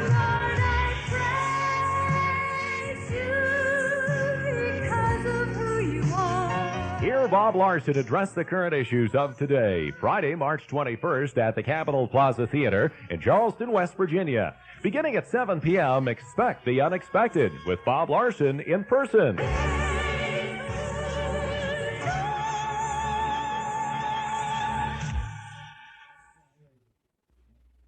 Tim and Julie of Shenango Valley Waterproofing, all the way back in Sharon, Pennsylvania. Hi, Julie. Hi, Bob. I want to thank you for being Challenge Charter member number 104. Does it rain enough back there to need good waterproofing? Oh, it sure has lately.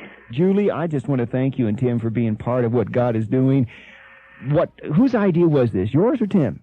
Well, when we were in Columbus, we thought of becoming a communicator member, and we were procrastinating and putting it off, and the Lord's just really been blessing us in our business a lot, and we've really seen the persecution and stuff that you've gone through lately, and He's just been laying it on our heart that we ought to support you. So we thought, since the Lord's been blessing us so much, that we'd become a Challenge Charter member. That's great. I thank you so much for it. Is there anyone you'd like to challenge? Yeah, my husband told me to challenge any other waterproofing company or home improvement company. The miracles you hear on this broadcast happen because of Communicator Club members. Be blessed by being a part of it. Dial 1-800-223-CLUB. As a reminder, today's broadcast is one of our most popular past programs, specially selected for re-airing today. We're not taking calls live on the air, but our communicator club lines are open. One piece of information, Dennis, we probably should mention. We talked about the salamander letter and all the bombings that are going on out there right now that's been in the news. Let's explain to people what the salamander letter is for those who do not know, because it really is rocking the foundation of Mormonism. Right. Just to give you a very short synopsis of what it is, it's a letter from Martin Harris to William W. Phelps, who later became a member of the Mormon Church. Martin Harris was a member of the church also. But he talks about how to get the gold treasure, but here's just an excerpt out of the letter. The enchantment of an old spirit came to me 3 times. The next morning, the spirit transfigured himself from a white salamander in the bottom of a hole and struck me 3 times and held the treasure and would not let me have it. The official church version says it was the angel Moroni and not a salamander. So they changed it to make it to a religious point. I can see why they would do that. Beverly's in Montreal. Thanks for waiting. Beverly? Thank you. Am I talking to you now? You're talking to me. Okay, praise the Lord. I'm just very, very concerned. I've been listening. I heard the first hour, and I've had a chance to hear the second hour. I am very stunned and amazed. Our church had showed the movie called The God Makers. Mm-hmm. My eyes were first opened to the Mormon Church then, and I was still very, very surprised. I am a Jewish Christian, and I'm very, very concerned about this, because what I can't believe is, being a Christian, spirit-filled, how anybody can call themselves a Christian and not really realize that this does not go along with Christianity. This is not biblical. Well, and there's a real tie-in with Judaism here. Explain that to us, Ronnie. Well, calling yourself a Christian and being one is two different things. Now, Mormonism has occultic and roots. Mormonism roots are right there in occult and magic. And, of course, Mormon Church, connecting them to Judaism, is that Mormon Church claims that they are the true Jews, that they are the descendants of Hebrew ancestors. Of course, the Book of Mormon is the story of them. Hey, did you know anything about that before you became a Christian? As a Jew, that the Mormons really claim they're the Jews? No, I didn't. Did you know that they refer to non-Mormons as Gentiles? Well, then I must not be Jewish. Well, yeah, in the eyes of a Mormon, you're not. Well, in the eyes of God, and according to His Word, I am, and I happen to be one of His chosen people. Well, you certainly are, and I appreciate it. Brenda's on the line in Coquitlam, British Columbia. Another Canadian caller, Brenda? Yeah, hi. No, I'm not a Canadian, but that's okay. Well, then that's all right. Whatever. You're on this side of the border. Yeah, I'm just calling because my dad is a Mason, and I remember back when I was a teenager, I was a rainbow girl, and his big thing is he believes in a supreme being. And I don't really think he understands what he's doing, especially now. I'm so shocked from what I've heard today. It's always bothered me since I became a Christian, but I've never talked to him about it because he gets upset and I get upset. Let's see if we can get some help for you here. What about this, are they deists? What, I know it varies from one lodge to another, one part of the country to another, but what is kind of the official position of Masonry in regards to the Godhead? Okay, they're actually, when you get to digging into the rituals and the foundations, they're actually followers of Zoroaster. Zoroaster believed that good and evil cohabitat together, that they were there at the very beginning of time. Now, all that they say in the rituals is, for example, in the Inner Deprenist, you're asked, why were you asked to, in whom you put your trust? And the answer is, because agreeably to our most ancient institution, no atheist could be made a Mason. It was therefore necessary that I should put my trust in deity, or no oath would have been considered binding among Masons. That is the only reason why you believe in deity, to bind your oath. Very interesting. Brenda? Oh, okay. All right. Let me throw another one at you, too. Here, you ready for another shocker? Okay. The Royal Arch degree, number 13, the candidate is asked this question. Quote, Brother Inspector, what are you? End quote. Tim, I know what the answer to that is. You want to tell her what they say? Well, you can go ahead and give the answer to that, and I'll give another one. Okay, the answer, Brenda, is, quote, I am that I am.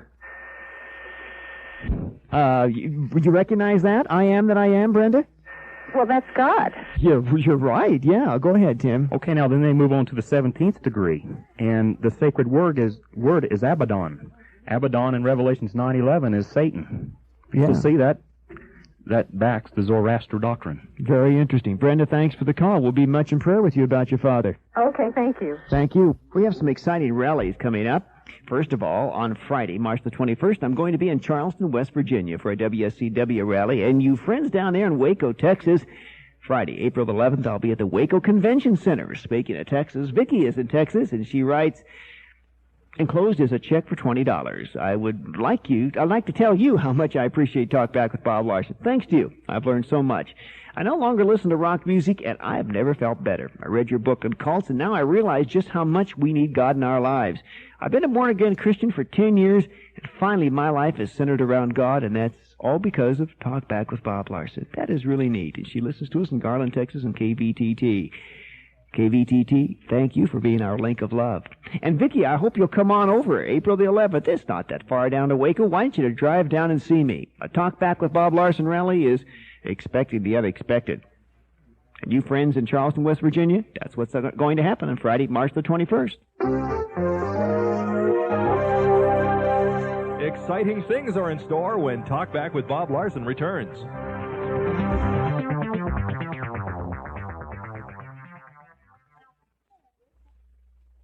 Few subjects bring more division in Christian homes than what kind of music is acceptable. Many families argue about Christian rock. Bob Larson is concerned about your family and the division this issue may have caused in your home. That's why he has prepared this month's communique, number 610, on the subject of Christian rock music.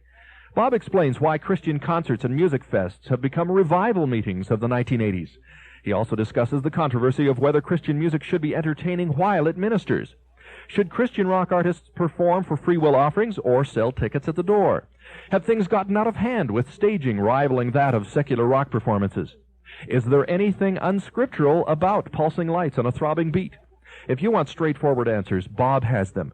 Send your gift of $20 or more for communique number 610. Don't wait until it's too late and this month's offer has passed. Write Box 36A, Denver, Colorado, 80236. Request communique number 610, Christian rock music. Get biblical answers to guide your listening habits. Witches, Satanists, atheists, skeptics, all kinds of non-believers listen to this program.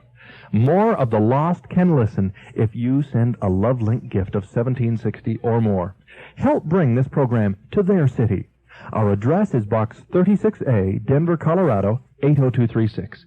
Love Link continues. Finally, back to you just for a moment. I want to touch on this, the salamander letter, the bombing and so on, and then kind of leave that thing. But it's a fascinating story. What is the latest on that? The latest is last Sunday, which is October 27th, 85, Salt Lake Tribune reported that the Hoffman has now started to talk to the police investigators and that he says that he did sell McClellan papers to President Gordon B. Hinckley from the first presidency of the Mormon Church for $300,000. Okay, now let's get this straight. Now, Hoffman is the guy who they say was accidentally blown up and think that he's the one that blew up the other two people that killed him. And the Mormon Church originally denied that they had purchased documents from him, correct? Right. Last week, actually that was a week ago today, Mormon Church held an official press conference where they denied that they had access to those documents, and they claimed that they didn't know anything about them, except that Hoffman had met with the first presidency, actually Hinckley, and also Dallin Oaks, who is one of the Council of the 12, and Hugh Pennock, who is the first quorum of the 70 member, who has given Hoffman $185,000 to purchase the documents. Now, Hoffman has been accused of the murders, but he himself claimed that he was a target of the killings rather than a assailant. I suppose this would offend some Mormons, but it appears as though there's the possibility there's been an attempt to suppress these documents and keep them out of public circulation. I know that you may not want to be on record as making that accusation per se, but I don't mind making that accusation because Mormon Church said that themselves last press conference a week ago. They said that they have purchased over 40 documents from Hoffman and that they don't intend to make the records public. I have a document in front of me here produced by Mormons. Isn't that correct, Ronnie? Yes, this document is by Dr. C. J.S. Grossberg, who gave a lecture in Hotel Utah in the Sunstone Symposium on 21st of August of this year. Okay, now he is talking about shamanism, which is witchcraft. If you look it up in the dictionary, it's the traditional Wicca or the healer or the one in contact with the supernatural. I want to talk about this document in a moment, but let me lay this on you before we take a break here. It compares Mormonism and the religion of Mormonism with magic and occultism. And this is the very thing the Mormon Church is trying to avoid right now. And for example, it compares a diviner and a healer with a prophet and a seer, right? I can't believe it. Why would they do this? Well, it's mainly because of the documents that have to come to light in recent months, that Mormons have to come to the grips of realizing that the Mormonism is based on magic and occult. And this is exactly what was a statement made by professors, BYU professors, Mormon professors in this symposium, which is the Mormon intellectuals meeting to discuss these historical problems. And they did say that Mormons have to accept their roots. Okay, we'll talk about it more in a moment. Recently, you heard me read a report from my accounting manager indicating that in the last 2 months, we've experienced a 20% drop in giving to this ministry. And the recommendation of my accounting manager was to make some immediate cutbacks, and that threatens the work of Broadcast City. This equipment in front of me is still not entirely paid for yet. It's important that you stand with us. You know, if everyone who had said they were going to support this ministry would have been faithful, our needs would have been met. I challenge you. If you've been touched by hearing lives change, be part of what's happening. Last week you heard Roger, the rock and roller, come to the Lord. And you listened as Michael, who was a fan of black music, had his life turned around. So many people have come to Jesus. Wouldn't you like to be part of it? Sure you would. Then write me today and be as generous as you can so the work of this ministry can go on. You won't want to miss what's coming next. Stay tuned.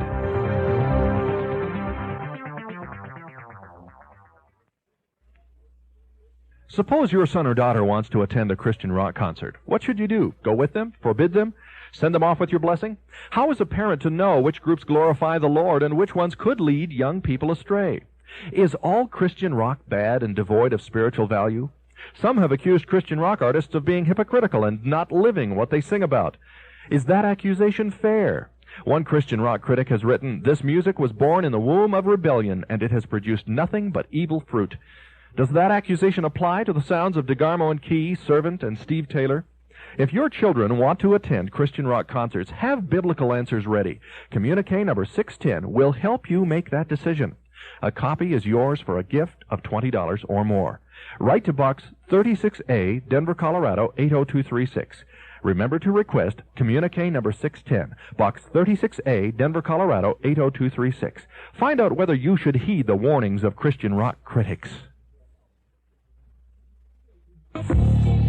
Has the New Age movement invaded the church with seductive philosophies of visualization, positive mental attitudes, and the prosperity gospel? Author Dave Hunt thinks so.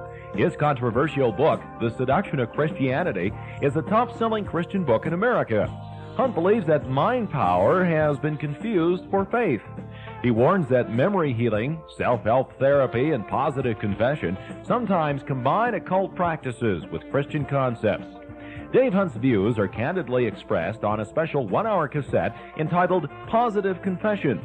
Bob Larson incisively interviews Dave Hunt to get the facts about this controversy. Whether or not you agree with Name It and Claim It theology, you need to hear this cassette. It's available for your gift of $10 or more. Request offer number 602, the cassette on Positive Confession. Send your check to Box 36A, Denver, Colorado, 80236. Find out if positive confession can have a negative effect in your life. Some Christian artists have hits on the secular rock charts. Is this so-called crossover phenomenon to be welcomed or avoided? Hear what Bob Larson says on Communique number 610, Christian Rock Music. Send your gift of $20 or more to Box 36A, Denver, Colorado, 80236. In Canada, the address is Box 3050, Station B, Calgary. Reminder, today's broadcast is one of our most popular past programs, specially selected for re-airing today. We're not taking calls live on the air, but our Communicator Club lines are open. Letitia's there. Letitia? Hello, Bob. What's on your mind? Well, I just wanted to say I was a Mormon for 4 years. I was a born-again Christian before that for about a year. Then I joined the church and thinking it was very much Christianity, but I found out we were getting a temple in Dallas last year, and it was because of this experience I was getting prepared for the temple. The Lord really started to speak to me and call me back into the Word. And one scripture He gave me that, because I could never get any answers what was going on in the temple. And the word that He gave me was Matthew 10:27. It's whatever I tell you in the dark, speak in the light, and whatever you hear in the ear, preach on the housetops. Yeah. I thought there is no secrecy in Christianity. We could just claim it everywhere. And little by little, line by line, the same thing they told me coming into Mormonism is line by line, precept by precept. I came out of Mormonism back into the Word, into the Lord, and I have been filled and full with God, and never had that as a Mormon. That is beautiful. Thank you. Jennifer's Meridian, Mississippi. Hello, Bob. Go right ahead, Jennifer. Yes. I would just like to make a comment. Back about, it's probably been about 20 years ago, I was a member of an organization called the Rainbow Girls, which were an organization that were sponsored by the Masons. Your father had to be a Mason for you to be a member of this organization, which my father is. And my brother is also a Mason, and my husband is too, but he only finished the first degree. But after listening to the program today, I can see many of the similarities between the things that we did, the rituals that we did, the few things that I can remember because it's been so long ago, and it almost makes the hair on the back of your neck stand up. Well, I can imagine. Anything else? Think that you could, you would be a part of that. I would just like to say that I don't even know if this organization exists anymore. Rainbow Girls? Oh, sure. Do they? Okay, I never hear anything about them. I disassociated myself from it. Anything you want to ask Tim? Pardon? Anything you want to ask Tim? Yes, I want to know if my husband is a Mason, but has not. He's never gone into the past the first degree. I was wondering if he wanted to get out, what would he do, or if there would, if you speak up against the Masonic Lodge, would there be attempts made on your life, or would anyone bother you? Or well, I don't know. Boy, Tim, they say some pretty frightful things. I mean, they're going to disembowel you and put daggers through your eyeballs and drink from your skull. I mean, we're not suggesting they really do this, although who knows what weirdo out there might try something like that. But in general, what happens to someone when they leave Masonry, Tim? Well, most of the time they'll just stay away from you. We do have an attorney that is a Mason in the hometown that I live in that every now and then will send us a little literature, but he will never contest us, and that I've never been contested since my letter of demit. Most of the time, if you quit paying your dues or send in your letter of demit, they won't bother you after that point. Mahabone. Okay, all the Masons recognize that right away, and I wish we had some Masons during the first hour, but I wish I had one right now and could ask them what it means, but they probably wouldn't tell me, would they? Well, he probably wouldn't know. Well, what does it mean? What happens? When is that word uttered? Tell me about raising the initiate. It's during the 5 points of fellowship, foot to foot, knee to knee, breast to breast, hand to back, and mouth to ear. Sometimes it's cheek to cheek and mouth to ear. Varies from state to state. But then you utter the word Mahabone, or Mahaboni. Well, according to the Encyclopedia of Freemasonry, it means what? ? The builders, or the builder, and it's referring to Hiram Abiff, being known as the builder of King Solomon's Temple. Is there anything going on like this, Mahabone or Boni, in Mormonism, or is there a complementary portion of the temple ceremony? 5 points of the fellowship is the most sacred part of the Mormon temple ceremony. That is when you're going through the veil from the temple to the celestial room, which represents the heaven, celestial kingdom. Excuse me, before you go on, you're saying it's the identical same terminology, the 5 points of fellowship? Right. They don't even hide the terminology. No. Okay, go on. Okay, as we understand, that part means marrow in the bones in the Mormon temple ceremony. So they've just changed it a little bit to say, where does this marrow in the bone come from? Where do they say it comes from? Well, of course, Mormons claim that it came by revelation from Joseph Smith. By revelation? I mean, revelation from God to Joseph Smith. What about this hailing sign of distress I commented on in the first hour that Joseph Smith is supposed to have used just before he was shot? That is there no help for a widow's son? It's the same kind of a sign that Mormons chant in a Mormon temple, Pele El, which is, raising your hands high above your head and lowering them and repeating those words 3 times. Pele El. Right. Which means what? In a Mormon temple, we're told that it's taken from the Adam's language, but it means Adamic language, that is, but it means, "Oh God, hear the words of my mouth." Where do you think it comes from? From Masonry, now that I have studied both subjects. I mean, they say these silly little words like, I'm not trying to be denigrative here, but that sounds silly. Pele El. I mean, doesn't a good Mormon ever ask, why am I saying this silly phrase? Well, they don't question that because they are told in a temple that that's what it means.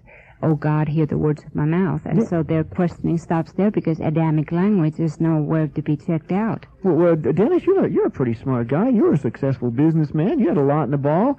Didn't you're putting your hands over your head and going through all this? Didn't you ever wonder, why am I doing this? Well, as a Mormon, raised a Mormon all my life, I just accepted it as part of the temple ceremony. And you're told, if you want to question anything about the temple ceremony, you have to ask the questions, and that has to be discussed in the temple. But there's very little time after the temple ceremony to even discuss anything like that, and you can't discuss it outside of the temple. Well, there seems to be a similarity going on here in both, is it not, Tim? And you're in both ceremonies, you're saying and doing things and uttering things, and without very, very little rational thought. You don't stop and think about what it means, what it represents, correct? Oh, that's right. In the Masonic rites, it's, "Oh God, hear the, oh Lord my God, is there no help for the widow's son?"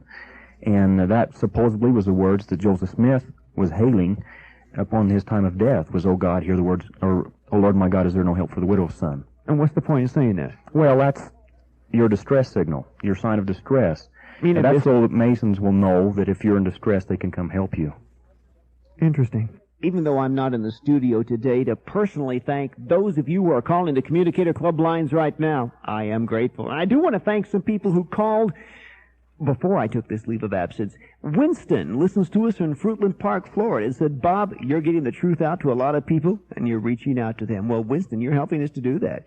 Dave listens in Sharon, Pennsylvania. I've been there, Dave. Nice city. Your program means compassion, helping other people. I'm glad you feel that way, Dave, because that's the way we feel about Talk Back with Bob Larson. Linda listens at KQXI in Denver, Colorado, says, "You bless me. I've learned a lot of things that are opening areas in my life." And Lana, back in Indianapolis, Indiana, said what she called, "Bob, I really like how this program is in tune with the Lord for the listeners and is a mouthpiece for the issues of today." I want to thank each of you. Our brand new communique cassette on the subject of Christian rock music is going to be coming your way. More about today's topic after this message.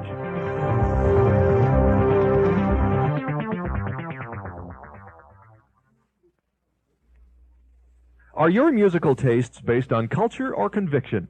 That's the question Bob Larson raises on this month's communique cassette number 610, Christian Rock Music.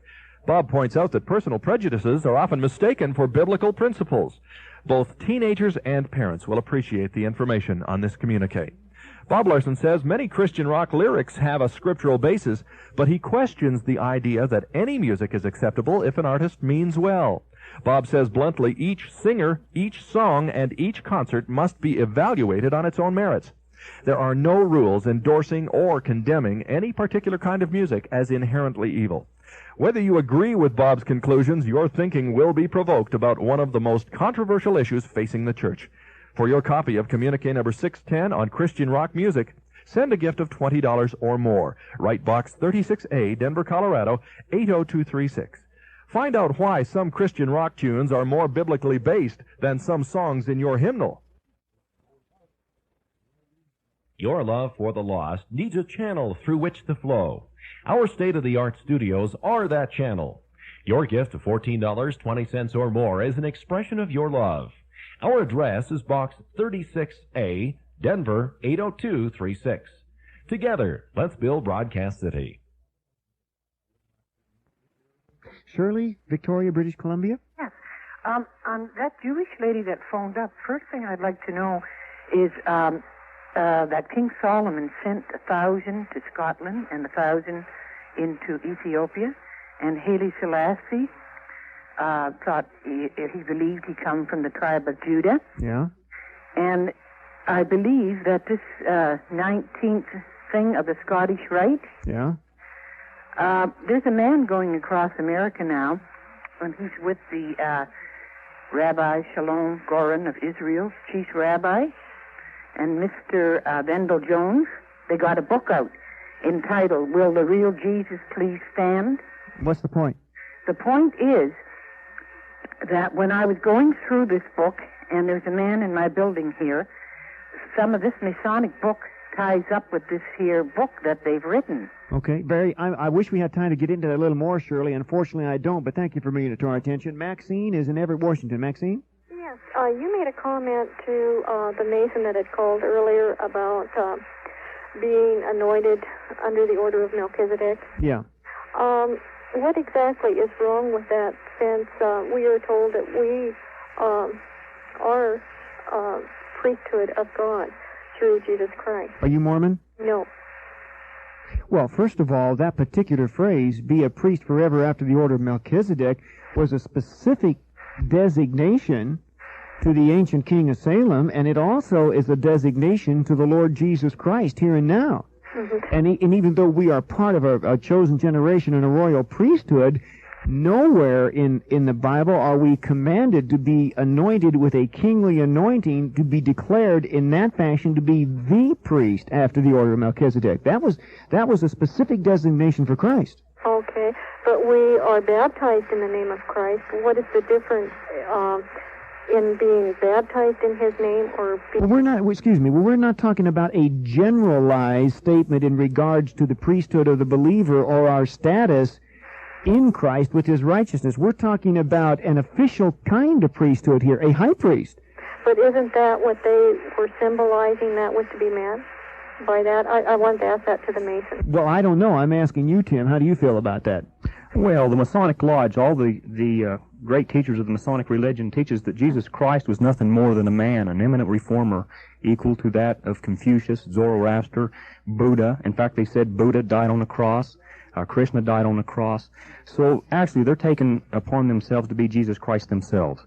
And that's nothing really significant to them because Jesus Christ was actually nothing. Okay, we just have literally a minute left. Ann in Colleyville, Texas, want to make a quick statement here? Yes, Bob. I just wanted to tell you my son last year in 7th grade had Texas history, and his teacher read to him out of a book that when Santa Anna was captured, he gave a secret handshake. He was Mason, as was Sam Houston. He gave a secret handshake to Santa Anna, gave it to Sam Houston. You're kidding. Yes, and they spared his life. I've never heard that, but I'm going to have to move on here. Lex and Dallas, something real quick. Yeah, I've got a question. I was wondering, looking at the Morals and Dogmas book, that they seem to mention the Kabbalah, which is a Jewish occult book. Right. They do the Bible, and I was wondering if your guest could comment on that. Yeah, the use of the Kabbalah as the ancient Jewish mysticism. That's very closely tied in. Albert Pike referred to that on a number of occasions, correct? Well, I'll give you a quote right now. Masonry is a search for light. That search leads us directly as back as you see to the Kabbalah. In that ancient little understood medley of Assyrian philosophy, the initiate will come to understand the Hermetic philosopher, the alchemist, and Emanuel Swedenborg. Well, that's not a good bunch. That's in Morals and Dogma, Albert Pike, page 741. Gotta go. Everybody's kind of sitting here while I'm rattling. I had that one already, folks. A little ammunition in the cannon there. Tim, I want to thank you for being with us. And Dennis and Rowney, we've got to do this again. It's been a fascinating time. Thank you very much. A quick final statement you want to make there? Would just encourage everybody, Masons or Mormons, to dig into the roots of that, of their religion and the roots of Masonry, and really find out who they really are worshiping, because it ends up right down as satanic worship. And I thank all of you for being with me. You've been a great guest. Rowney, thank you. Thank you very much. And Tim? Thank you, Bob. The following is an excerpt of a previous caller on Talkback with Bob Larson. Kathy in Pittsburgh? Yes. Hi, Bob. I really enjoy your show. I wish the second hour was on here, but it's not. But I really enjoy your show, especially the fact that there's all different points of view represented. I really appreciate the different political points of view. So many talk shows that you tune in, you know you're going to get a certain political line, and I really don't like that. Look, now, you better clarify yourself there. Am I too liberal, too conservative? Neither. I just... But you know what? I get people on my back... You let your guests speak, and I don't know why people get your opinions confused with your guests. Kathy, you know that's one of the nicest things anybody has said to me in a long time. I want you to know how much I really appreciate what you're saying, because I get people on me all the time because they want me to parrot a party line, and they think I ought to be the spokesperson for the new right, and I'm just not about to be the mouthpiece of the redneck factor in America, to put it bluntly. Well, I really appreciate that, because I believe there are certain issues such as abortion that Christians ought to stand together on, but I also think that, you know, we ought to be a little more into things like the violence in our society today that you talk about. Thank you very much for the very thoughtful and kind comments. That was real nice of you. What you have just heard has been made possible by our Communicator Club members and those who support this ministry. Wade and Carla listen to us on KSGL in Wichita, Kansas. They write, "My wife and I praise God and thank Him so much for you and His ministry through you. It's an honor to be a Communicator Club member. Bob, we want you to know that we appreciate the way you tackle issues head on. Some of the topics you cover are tough to hear about. It makes us uncomfortable. But we know that Satan seeks to steal and destroy and kill. And when his destruction and death ever been pretty and comfortable?" Talkback with Bob Larson is made possible by Communicator Club members and others who support this ministry. Their gifts and prayers are greatly appreciated. Without them, this live by satellite broadcast and America's largest live prayer family would not be possible. We need you to be a part of this program, bringing biblical answers for today's social issues. Isn't it time you got involved, helping us to bring healing for those who hurt? Become a Communicator Club member right now by dialing 1-800-223-CLUB. You'll receive the latest Communique cassette, the monthly Talkback report, a Communicator Club certificate, and notebook. A 2-hour cassette of today's program is available for your tax-deductible gift of $10 or more. Be sure to specify the date and the topic when ordering. Write Box 36A, Denver, Colorado, 80236. Talkback with Bob Larson is heard weekday afternoons on the International Broadcasting Network.